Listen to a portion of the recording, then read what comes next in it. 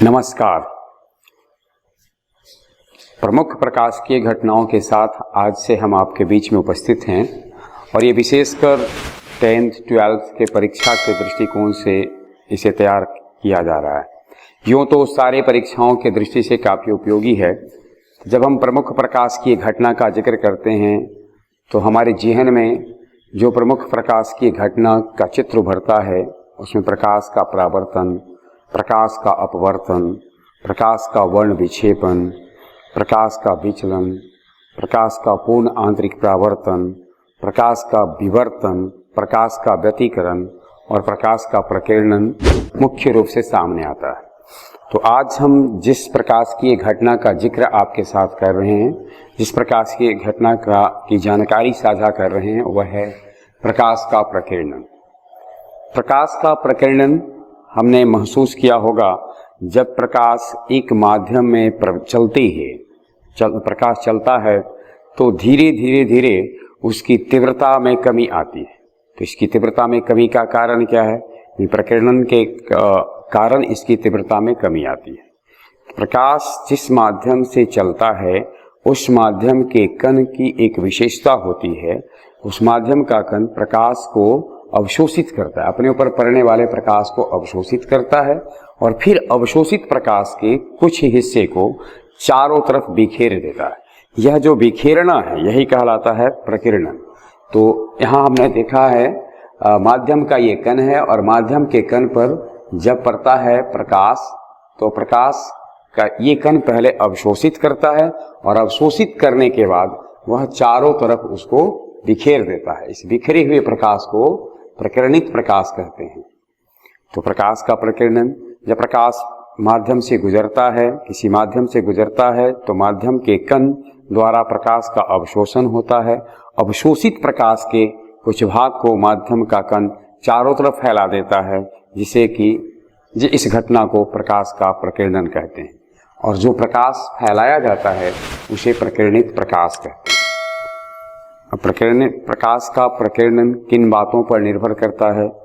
तो रैले नामक एक वैज्ञानिक ने यह बताया कि प्रकाश का प्रकीर्णन प्रकाश की तरंग लंबाई पर निर्भर करता है। प्रकाश के प्रकीर्णन और प्रकीर्णित प्रकाश की तीव्रता और उसकी तरंग लंबाई के बीच संबंध स्थापित करते हुए उन्होंने एक नियम दिया। यानी उन्होंने बताया कि प्रकीर्णित प्रकाश की तीव्रता, यानी कोई भी माध्यम के कण से जो प्रकाश प्रकीर्णित होगा उसकी तीव्रता किसके ऊपर निर्भर करेगी? तो वह तरंग लंबाई के।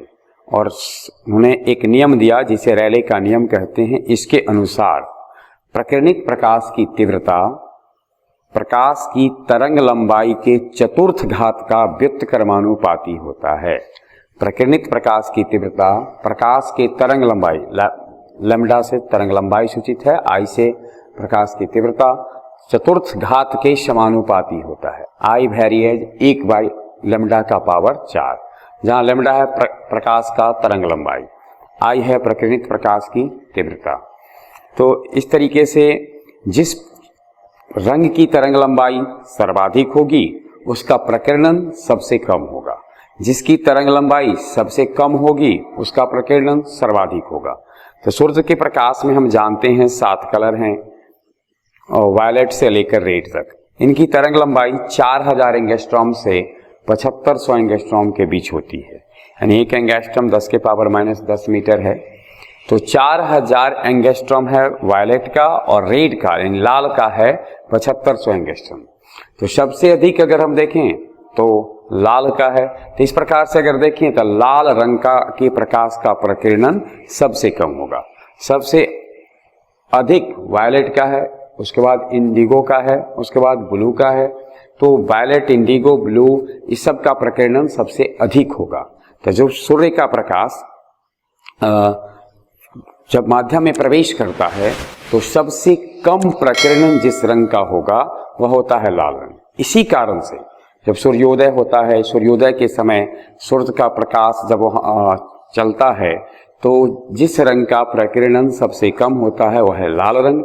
इसलिए पूरब में सूर्योदय के समय, क्षितिज के समय, क्षितिज पर सबसे पहली जो प्रकाश की किरण दिखाई देती है वो होता है लाल रंग की।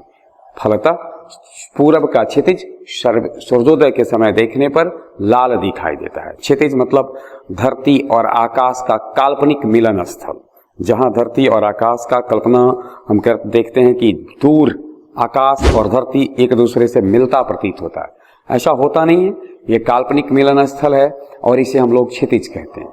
तो सूर्योदय के समय पूरब का क्षितिज लाल, ठीक यही प्रक्रिया शाम के समय सूर्यास्त के समय पश्चिम का क्षितिज लाल होता है। तो यदि हम इससे कोई पूछे कि सूर्योदय और सूर्यास्त के समय आकाश का रंग क्रमशः पूरब में और पश्चिम में लाल क्यों होता है, तो वह प्रकाश के प्रकीर्णन के कारण है।